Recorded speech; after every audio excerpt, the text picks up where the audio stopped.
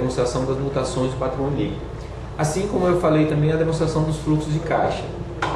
As companhias abertas, elas, a partir de uma alteração que ocorreu na legislação, na Lei 6.404, que trata da Lei das Sociedades Anônimas, ela trouxe a obrigatoriedade de duas demonstrações, que é essa demonstração do fluxo de caixa e a demonstração do valor adicionado, que eu também cheguei a ouvir falar agora há pouco.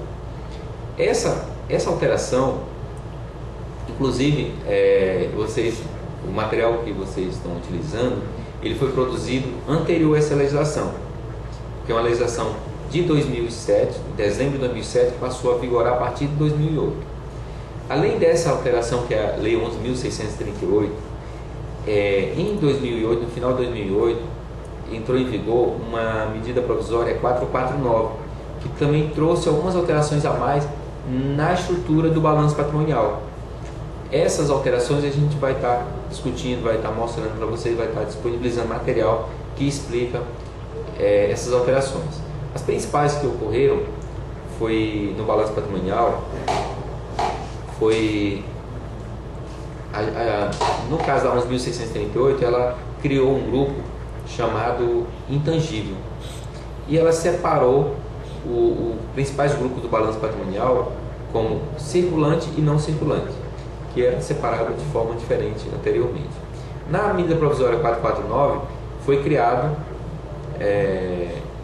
foi extinto o grupo de resultados de exercícios futuros e foi extinto também um grupo que era chamado de diferido no ativo permanente. Bom, isso a gente vai estudar detalhadamente, né? Essas seriam para a gente tratar aí da apresentação dessas demonstrações. No conteúdo da unidade 2, qual é? Ainda dentro da unidade 1, tem um aspecto importante dentro da contabilidade, que é os princípios fundamentais de contabilidade. Esses princípios, qual a importância deles? Quando se fala em contabilidade, demonstração contábil, é importante, a contabilidade é uma ciência, portanto ela tem seus princípios. Ou seja, toda vez que eu vou fazer uma demonstração, eu tenho que considerar esses princípios. Então, os princípios da entidade, ou seja, toda a contabilidade só existe se houver uma entidade, ou seja, se tiver um dono do patrimônio que está sendo mensurado. Se o objeto de estudo da contabilidade é o patrimônio, esse patrimônio deve pertencer a alguém, uma entidade. Pode ser uma pessoa física ou jurídica. Se não existir o dono do patrimônio, não tem como se mensurar, não faz sentido a mensuração contábil. Princípio da continuidade, ou seja, a forma como eu vou mensurar o patrimônio vai depender da continuidade ou não dessa entidade.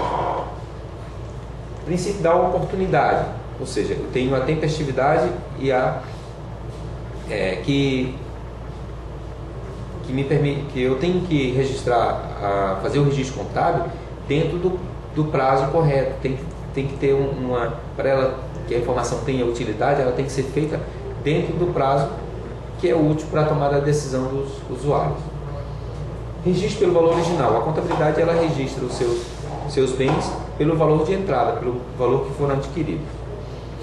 A atualização monetária, ela não modifica o valor do bem, ela apenas atualiza de acordo com a variação do poder aquisitivo da moeda. Princípio da competência, esse é um dos princípios mais utilizados, inclusive na demonstração do resultado do exercício, que é a confrontação entre receita e despesa do mesmo período. Então, se eu gerei receita nesse período, essa receita, o que foi necessário, o que eu gastei para gerar essa receita? Então, esse gasto tem que ser apresentado uma confrontação entre os dois. Então, o que eu gastei nesse mês de abril, ele não pode ser colocado lá na demonstração do mês de maio, ele tem que ser colocado na demonstração do mês de abril, para confrontar com a receita do período. Então, ele é um dos princípios mais importantes que a gente vai, e bastante aplicado na contabilidade. E o princípio da prudência trata sobre o registro do menor. Quando eu tenho mais de uma opção de mensuração de um ativo, eu vou mensurá-lo pelo menor valor. Se eu tiver mais de uma opção de mensuração dos valores passivos, eu vou mensurá-lo pelo maior valor.